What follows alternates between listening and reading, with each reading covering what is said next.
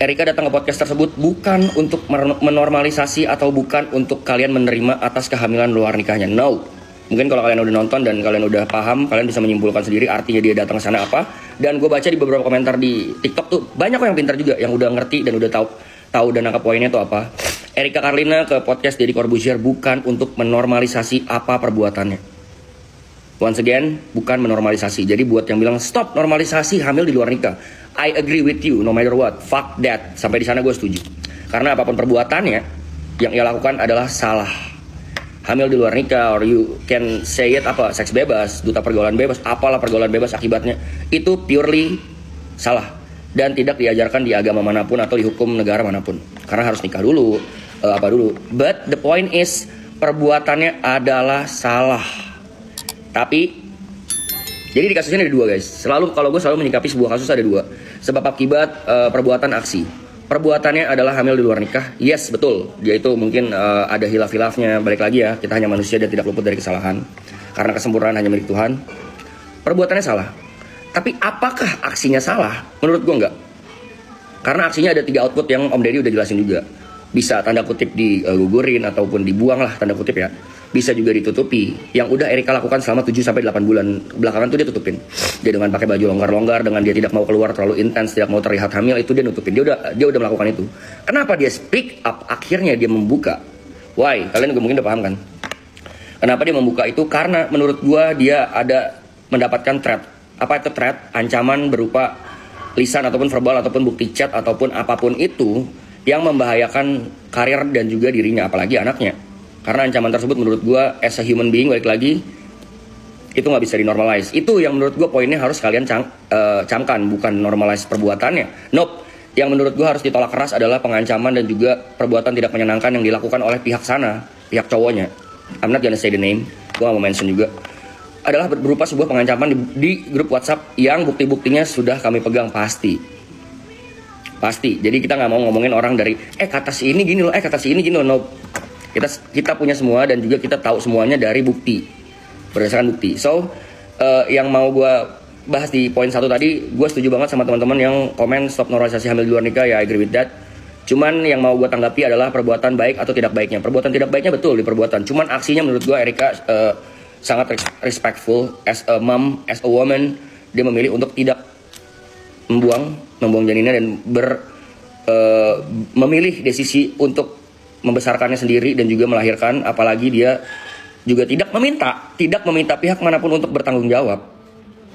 Nonton podcastnya baik-baik, dia tidak meminta. Jadi ada yang komen kayak gini, waktu bikin diam-diam, waktu udah kejadian koar-koar, terus minta tanggung jawab. Nope, you got it all wrong. Don't get me wrong ya, Erika tidak pernah meminta tanggung jawab sama sekali, at all. Jadi tujuan Erika ke sana sekali lagi untuk meminta bantuan karena dia tidak punya siapa-siapa pada saat itu selain teman-temannya, keluarganya dan juga gue. Dia meminta tolong kepada orang yang menurut dia bisa membantu, which Om Ded, untuk membantu dia menangani kasus yang katanya ada omongan dan kita udah lihat chatnya itu adalah ancaman yang dia stres mungkin seminggu atau berapa lama terakhir sebelum dia ke Om Ded tuh dia stres, dia mengalami mual-mual, dia juga flek karena dia tanya ke dokter. Orang hamil tuh gak boleh stres, harus happy, harus makan yang bergizi. Dia gak bisa makan karena mual. Dia muntah-muntah mulu setiap makan karena mual. Dan juga dia flek berkali-kali, yang gak sekali 2 kali. Itu karena dia stres, gak bisa tidur. Which itu mengganggu pertumbuhan janin dan juga kesehatan dia. Makanya dia minta tolong Om Deddy buat, Om tolongin saya lagi ada masalah, saya diancam, bla bla bla bla bla, sama laki ini. Menurut gue as a human being, apapun ancamannya, apapun gibahnya di grup tersebut, bro, you are not human. Karena Tuhan ciptain lu tuh konsepnya bukan, ciptain manusia, kita sebagai manusia tuh konsepnya bukan kayak gitu. Dan gue juga pernah bahas ini. Kalau lu gak bisa berbuat baik, minimum banget jangan jadi orang jahat deh. Kedua, masalah podcast, masalah stop normalisasi menurut gue udah clear ya, oke? Masalah kedua adalah, ini yang gue lumayan muak ya. Masalah circle bahagia yang memparodikan kehamilan Erika.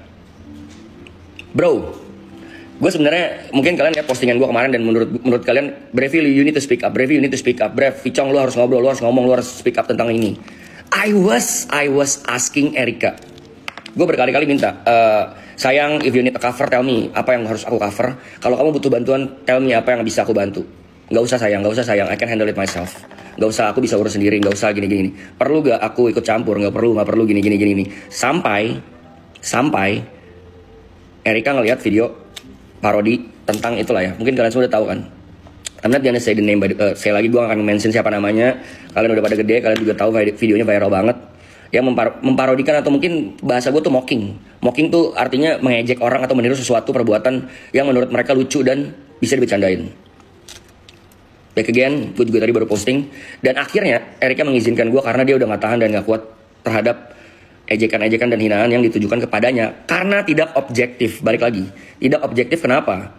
Karena menurut dia tidak pernah menyenggol siapapun, dia gak pernah berurusan sama siapapun. Even gue juga tidak pernah punya masalah sama siapapun circle-nya. Kalau sama orangnya ya pernah. Dia gak kuat dan dia bukan meminta bantuan, dia mengizinkan gue untuk involve ke kasus ini. Kasus yang mana bang? Kasus yang circle bahagia ini. Gue nyebutnya circle bahagia karena videonya mereka bahagia banget.